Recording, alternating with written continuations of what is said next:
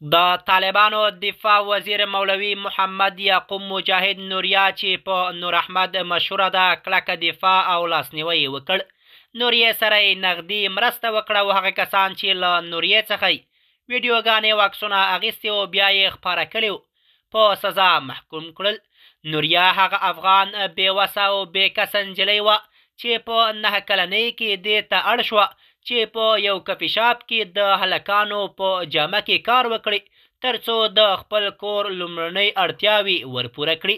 نوریا د کور سرپرسته وه نو ځکه یې د هلکانو جامې اغوستلې تر څو په دې ټولنه کې له هلکانو سره توپیر ونه لري.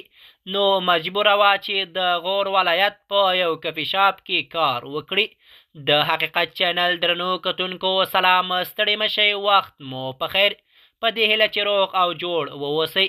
د طالبانو دفاع وزیر مولوي محمد یعقوب مجاهد نوریا چې په نور احمد مشهوره ده کلکه دفاع او لاسنیوی وکړ او هغه طالبان چې له نوریې څخه ویډیوګانې او عکسونه اخیستي وو په سزا محکوم کړل. د طالبانو دفاع وزیر مولوي محمد یعقوب مجاهد ویلی وو چې امیر المؤمنین شیخ هیبت الله اخونزاده ویډیوګانې او عکسونه حرام بللی وو نو د قانون خلاف کار یې هم کړی وو. نوریا هغه افغان بېوسه او بېکسه نجلۍ چې د هلکانو په جامه کې به یې په یو کفي شاپ کې کار کاوه تر څو د کور اړتیاوې ورپوره کړي.